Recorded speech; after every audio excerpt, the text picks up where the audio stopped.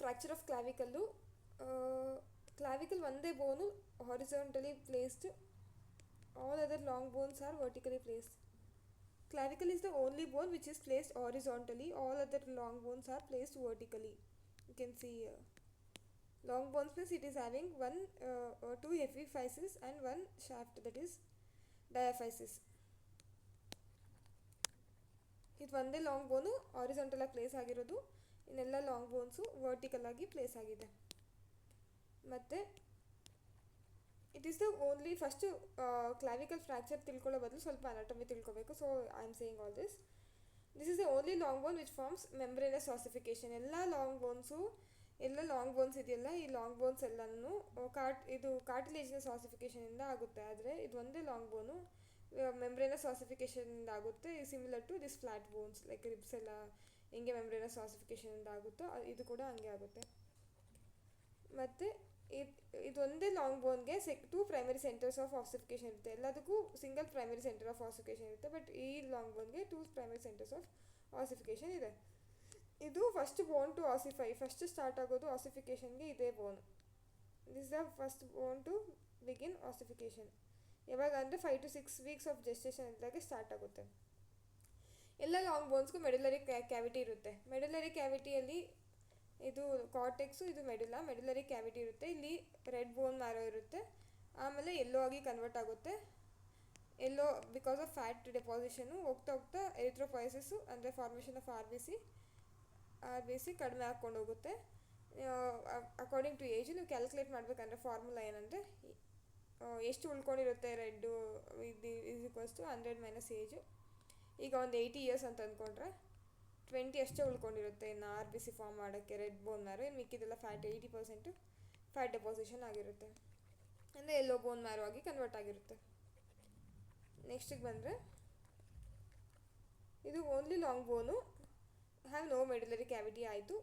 ಎಲ್ಲದರಲ್ಲೂ medullary cavity ಇರುತ್ತೆ. ಇದರಲ್ಲಿ ಮೆಡುಲರಿ ಕ್ಯಾವಿಟಿನೇ ಇಲ್ಲ, ಫುಲ್ ಸ್ಪಾಂಜ್ ಇರುತ್ತೆ ಅಲ್ಲೆಲ್ಲ. ಸೊ ಸ್ಪಾಂಜಿಯಲ್ಲೆಲ್ಲ ಬ್ಲಡ್ ವೆಸಲ್ಸ್ ಜಾಸ್ತಿ ಇರುತ್ತೆ, ಸೊ ವ್ಯಾಸ್ಕ್ಯುಲಾರಿಟಿ ಜಾಸ್ತಿ ಇರುತ್ತೆ, ಹೀಲಿಂಗ್ ಜಾಸ್ತಿ ಇರುತ್ತೆ. ಬ್ಲಡ್ ಇದೆ, ಹೀಲ್ ಆಗ್ತಿದೆ, ಬಟ್ ಸರಿಯಾಗಿ ಈ ಶೇಪು ಹಿಂಗಿದೆ ಹಂಗೆ ಕೂತ್ಕೊಳ್ಳೋಕ್ಕಾಗಲ್ಲ, ಸೊ ಮಾಲ್ ಯೂನಿಯನ್ ಆಗುತ್ತೆ.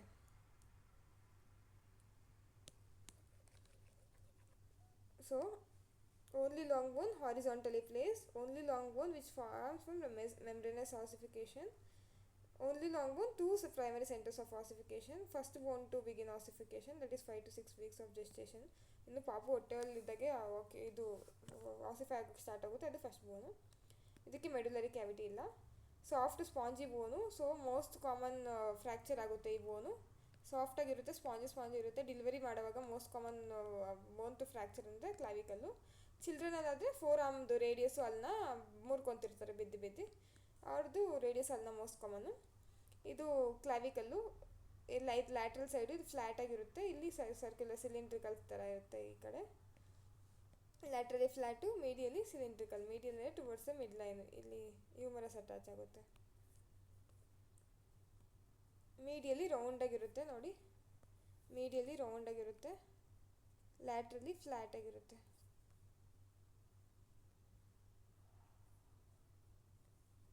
ನೆಕ್ಸ್ಟು ಎಲ್ಲಿ ಫ್ರ್ಯಾಕ್ಚರ್ ಕಾಮನ್ ಆಗುತ್ತೆ ಅಂತಂದರೆ ಮೀಡಿಯಲ್ 2/3, ಲ್ಯಾಟ್ರಲ್ 1/3 ಎಲ್ಲಿ ರೌಂಡು ಫ್ಲ್ಯಾಟಾಗಿ ಕನ್ವರ್ಟ್ ಆಗುತ್ತೋ ಈ ಜಂಕ್ಷನಲ್ಲಿ ಫ್ರ್ಯಾಕ್ಚರ್ಸು ಮೋರ್ ಕಾಮನು.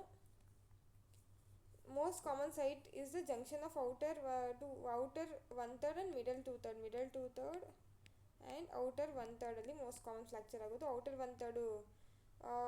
1/3 ಫ್ಲ್ಯಾಟಾಗಿರುತ್ತೆ, ಇನ್ನರು ರೌಂಡಾಗಿರುತ್ತೆ. ಅದಕ್ಕೆ ಇದು ನ್ಯೂಟ್ರಿಯೆಂಟ್ ಆರ್ಟ್ರಿ ಎಂಟರ್ ಆಗೋ ಫೋರಮನ್ನು ಇದೆ, ಸೊ ಅದು ಸ್ವಲ್ಪ ವೀಕ್ ಆಗಿರುತ್ತೆ.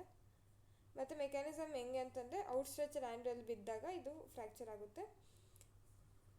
ಈಗ ಫ್ರ್ಯಾಕ್ಚರ್ ಆಗಿದೆ ಅಂತಂದರೆ ಔಟರ್ ಪಾರ್ಟು ಗ್ರಾವಿಟಿಯಿಂದ ಕೆಳಕ್ಕೆ ಬರುತ್ತೆ. ಇದು ಮೀಡಿಯಲ್ ಪಾರ್ಟು ಸ್ಟರ್ನೋಕ್ಲಿಡೋಮ್ಯಾಸ್ಟಾಯ್ಡ್ ಕಾಂಟ್ರಾಕ್ಷನಿಂದ ಮೇಲಕ್ಕೆ ಪುಲ್ ಆಗುತ್ತೆ. ಇದು ಸ್ಪಾಂಜಿ ಬೋನು, ನಾನು ಆಗಲೇ ಹೇಳಿದೆ ವ್ಯಾಸ್ಕ್ಯುಲಾರಿಟಿ ಜಾಸ್ತಿ ಇರುತ್ತೆ, ಬೇಗ ಹೀಲ್ ಆಗುತ್ತೆ. So complication malunion. ಇವಾಗ ಟ್ರೀಟ್ಮೆಂಟ್ ಏನು ಮಾಡಬೇಕಂದ್ರೆ ಎರಡು ಸೈಡು ಕ್ಲಾವಿಕಲ್ ಇದೆಯಲ್ವಾ, ಯೂನಿಲ್ಯಾಟ್ರಲ್ ಏನಾದರೂ ಕ್ಲಾವಿಕಲ್ ಏನಾದರೂ ಫ್ರ್ಯಾಕ್ಚರ್ ಆಗಿದ್ದರೆ treatment triangular arm sling use ಮಾಡಬೇಕು, ಸಿಮಿಲರ್ ಟು ದಿಸ್ ಒನ್. ಏನಂದರೆ ಇದು ಕ್ಲಾವಿಕಲ್ ಏನು ಮಾಡ್ತಿತ್ತು, ವೈಟ್ ಟ್ರಾನ್ಸ್ಮಿಟ್ ಮಾಡ್ತಿತ್ತು ವೆಯ್ಟು. ಬಟ್ ಇದು ಹಾಕ್ಕೊಳ್ಳೋದ್ರಿಂದ ವೆಯ್ಟು ಇದು ತೂಕ ಇದೆಲ್ಲ ಇದು ಹ್ಯಾಮ್ಸ್ಟ್ರಿಂಗಲ್ಲೇ ಇರುತ್ತೆ. ಸೊ ಇದ್ರ ಮೇಲೆ ಏನು ಭಾರ ಬೀಳಲ್ಲ. ಸೊ ಸಿಂಗಲ್ ಏನಾದರೂ ಫ್ರ್ಯಾಕ್ಚರ್ ಆಗಿದ್ರೆ ಟ್ರಯಾಂಗ್ಯುಲರ್ ಆರ್ಮ್ಸ್ಟ್ರಿಂಗ್ ಯೂಸ್ ಮಾಡ್ತೀವಿ.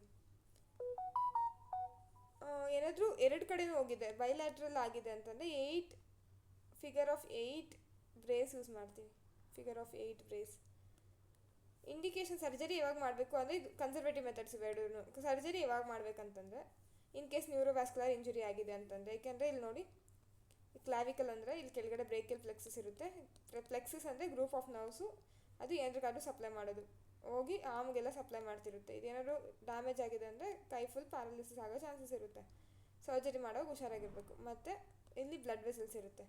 ಸೊ ಬ್ಲಡ್ ವೆಸಲ್ಸ್ ಇದಕ್ಕೇನಾದರೂ ಡ್ಯಾಮೇಜ್ ಆಗಿದ್ರೆ ಓಪನ್ ರಿಡಕ್ಷನೇ ಮಾಡಬೇಕು, ತೆಗೆದೇ ಆಪ್ರೇಷನ್ ಮಾಡಬೇಕು. ಸೊ ಇಂಡಿಕೇಶನ್ಸ್ ಫಾರ್ ಸರ್ಜರಿ ಇದಕ್ಕೆ ಡ್ಯಾಮೇಜ್ ಆಗಿದಾಗ. ಆಮೇಲೆ ಆದರೆ ಇದು ನ್ಯೂರೋವಾಸ್ಕ್ಯುಲರ್ ಡ್ಯಾಮೇಜ್ ಆಗೋದು ಕಡಿಮೆ ಕಾಮನ್ನು, ಬಟ್ ಆಗಿದೆ ಅಂದರೆ ಮೋರ್ ಸಿವಿಯರ್ ಇರುತ್ತೆ. ಓಪನ್ ಫ್ರ್ಯಾಕ್ಚರ್ ಆಲ್ರೆಡಿ ಆಗಿದೆ ಅಂತಂದರೆ ಓಪನ್ ರಿಡಕ್ಷನ್ ಸರ್ಜರಿನೇ ಮಾಡಬೇಕು. ಇಲ್ಲ ಇದು ಕ್ಲಾವಿಕಲ್ ಒಂದು ಪೀಸು ಇದೊಂದು ಪೀಸು ಎರಡು ಓವರ್ಲ್ಯಾಪು 2 ಸೆಂಟಿಮೀಟರ್ಗಿಂತ ಜಾಸ್ತಿ ಆಗಿದೆ ಅಂದರೆ ಓಪನ್ ರಿಡಕ್ಷನ್ನೇ ಮಾಡಬೇಕು. ಇಲ್ಲಾಂದರೆ ಫ್ಲೋಟಿಂಗ್ ಶೋಲ್ಡರ್ ಅಂತ. ಫ್ಲೋಟಿಂಗ್ ಶೋಲ್ಡರ್ ಅಂದರೆ ಏನಂದರೆ ಕ್ಲಾವಿಕಲ್ಲು ಫ್ರ್ಯಾಕ್ಚರ್ ಆಗೈತೆ, ಗ್ಲೀನಾಯ್ಡ್ ಲೇಬ್ರಮ್ ಕ್ಯಾವಿಟಿ ಅದು ಫ್ರ್ಯಾಕ್ಚರ್ ಆಗೈತೆ, ಶೋಲ್ಡರು ಡಿಸ್ಲೊಕೇಟ್ ಆಗೈತೆ. ಈ ಫ್ಲೋಟಿಂಗ್ ಶೋಲ್ಡರ್ ಸಿಚುಯೇಷನ್ಗೂ ಕೂಡ ನೀವು ಸರ್ಜರಿ ಮಾಡಬೇಕು. ಇಷ್ಟು ಕ್ಲಾವಿಕಲ್ ಬಗ್ಗೆ. ನಿಮಗೆ ಈ ವಿಡಿಯೋ ಇಷ್ಟ ಆದಲ್ಲಿ please do like, share, subscribe to my channel. If you have any suggestions let me know in the comment section. Thank you. Hello.